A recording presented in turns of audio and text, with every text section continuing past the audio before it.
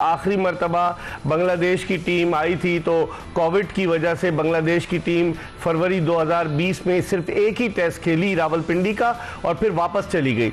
अब दोबारा आ रही है और बांग्लादेश का ये चौथा दौरा है। और अगर आप देखें उनकी कारकर्दगी को कि पाकिस्तान में अब तक उन्होंने 2001 से लेकर अब तक 3 दौरे किए और 5 टेस्ट मैचेस खेले, 5 में वो हारी है। इस मर्तबा आप इसको कैसे देखते हैं निशात साहब?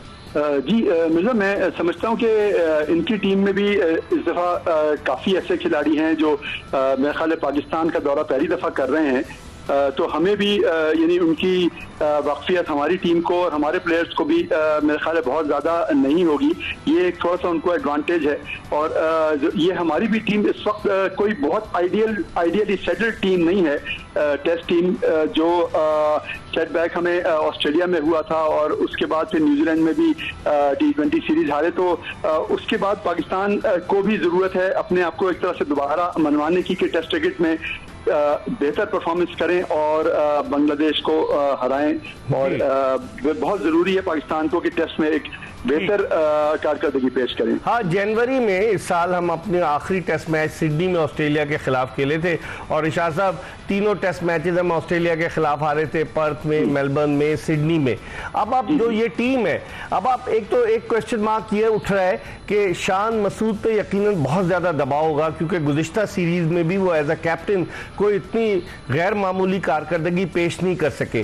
फिर उसके बाद आप क्या देखते हैं कि शान मसूद के साथ, क्योंकि पिछले मैच में तो जो पिछला टेस्ट था वहां तो साइम अयूब ने इनिंग्स ओपन की थी, अब आप क्या देखते हैं? अब्दुल्ला शफीक इनिंग्स ओपन करेंगे, मोहम्मद हुरैरा इनिंग्स ओपन करेंगे और फिर शान मसूद के दबाव की बात करें आप?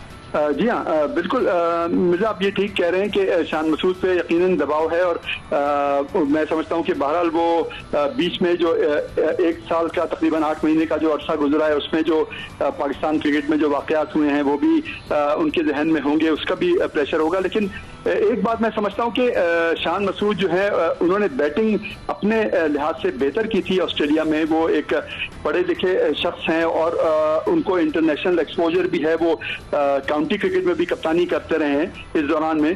तो यकीनन वो अपनी गलतियों से उन्होंने सीखा होगा। जो शॉर्ट कमिंग्स हैं उन्होंने बेहतर करने की जरूर कोशिश करेंगे। मैं ये समझता हूँ कि शान मसूद एक बेहतर चॉइस इसलिए है कि वो एक ज़हीन आदमी है और एक पढ़े लिखे आदमी है और बहरहाल टीम को साथ लेके चल सकते हैं और एक अच्छी उनकी रिस्पेक्ट भी है टीम में। तो मैं समझता हूँ कि डेफिनेटली शान मसूद को अभी मौका देना चाहिए। मैं समझता हूँ कि वो एक बेहतर कप्तान के तौर पे उभर सकते हैं।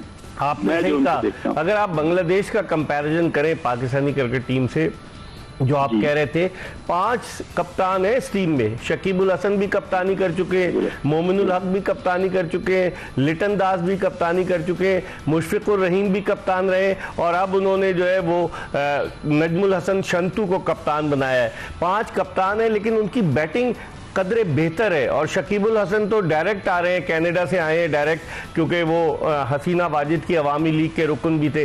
तो उनकी बैटिंग को देखते हुए आप समझते हैं हमारा ये फास्ट बॉलिंग अटैक उनकी बैटिंग को पछाड़ने की पूरी अहलियत रखता है?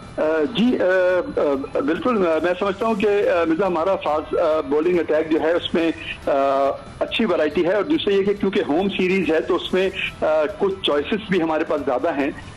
कुछ खिलाड़ियों को हम ट्राई कर सकते हैं, अब्बास आफरीदी हैं और प्लेयर्स हैं। लेकिन इन्होंने रिशाद साहब 17 रुकनी टीम में तो अब्बास आफरीदी को रखा ही नहीं, 5 फास्ट बॉलर रखे, मोहम्मद अली को रखा है, मीर हमजा को रखा है, शाहीन शाह अफरीदी है, नसीम शाह है, आमिर जमाल है, तो फास्ट बॉलर्स तो उन्होंने काफी रखे और खुर्रम शहजाद है। नहीं, मैं वही कह रहा था कि वैरायटी है काफी। और एक होम सीरीज में आपको पता है ना कि एक एडवांटेज तो ये होता है होम साइड को कि अगर वो 1-2 मैचेस में कुछ कॉम्बिनेशन ना कर सके तो डोमेस्टिक क्रिकेट से किसी खिलाड़ी को बाहर से भी ड्राफ्ट इन कर सकते हैं। लेकिन मैं समझता हूँ कि बिल्कुल आपने सही कहा, अभी खुर्रम शहजाद की भी बड़ी अच्छी कारकर्दगी थी डार्विन में। तो वो मैं समझता हूँ कि एक यकीनन एक टैलेंट में पाकिस्तान को मौका मिलेगा कि एक बेहतर कॉम्बिनेशन पाकिस्तान बना सके।